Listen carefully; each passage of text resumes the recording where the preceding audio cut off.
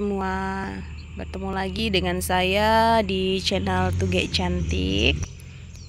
Jadi hari ini Tuge akan menjelaskan bagaimana caranya menggunakan alat pH pada tanah. Jadi jenis alat pH yang akan Tuge gunakan seperti ini ya. Ini alat pH model peluru.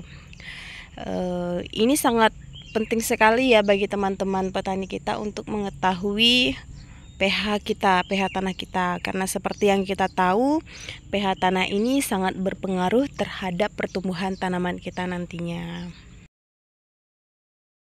Jadi untuk teman-teman semua, sebelum kita melakukan cek pH, kita harus memperhatikan beberapa hal ya sebelum kita menggunakan alat ini. Yang pertama yang perlu diperhatikan adalah kondisi tanahnya. Jadi kondisi tanah ini tidak boleh tanah yang tergenang air ya, yang terendam air tidak boleh kita gunakan sebagai sampel. Kemudian tidak boleh juga tanah yang terlalu kering teman-teman ya. Jadi kondisi tanahnya itu harus yang agak-agak basah begini ya teman-teman ya. Ini yang kondisi tanah yang seperti ini ya teman-temannya. Karena nanti kalau kondisi tanah yang tergenang air kita gunakan untuk sampel cek pH, itu nanti hasilnya kurang akurat ya teman-teman. Jadi itu harus perlu diperhatikan. Dua yang perlu kita perhatikan yaitu di alatnya itu sendiri. Jadi alat yang kita gunakan ini kita pastikan dulu ini alatnya masih dalam kondisi baik ya. Nah, alat dalam kondisi baik itu ditunjukkan oleh jarum yang berwarna merah. Jadi kalau jarum yang berwarna merah itu menunjukkan angka 7, berarti kondisi pH ini berarti kondisi alat yang akan kita gunakan itu masih dalam kondisi baik ya teman-teman.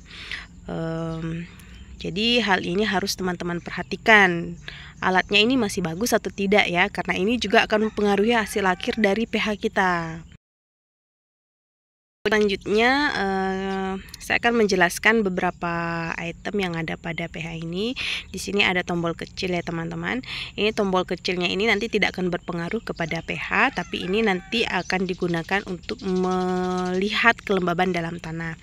Jadi untuk alat pH-nya ini teman-teman ya, usahakan diperhatikan sebelum menggunakan plat kuning ini harus bersih ya. Jadi ini sudah sering saya gunakan, terlihat ya sangat kotor, tapi setelah digunakan itu usahakan kita lap ya agar plat kuning ini tidak ditempeli tanah-tanah. Jadi habis digunakan langsung dilap ya. Lapnya menggunakan lap kering teman-teman ya, jangan menggunakan lap basah. Jadi cara menggunakannya seperti ini ya. Nah, menggunakannya ini nanti kita tancapkan lurus ke bawah, jadi boleh miring begini ya, nggak boleh miring begini, harus lurus begini ya, harus lurus. Kita tancapkan pelan-pelan sampai plat kuningnya tenggelam ya. Misalkan plat kuningnya tenggelam semua ya. Setelah ditancapkan kita tunggu sampai 1 menit ya. Ini jarum merahnya masih bergerak, ini kita tunggu sampai 1 menit hingga jarum merahnya tidak bergerak.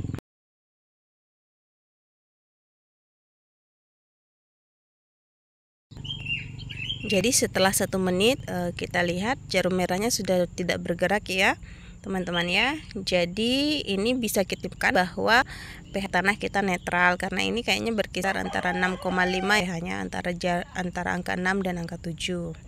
Kemudian untuk melihat kelembaban dan cara sangat mudah.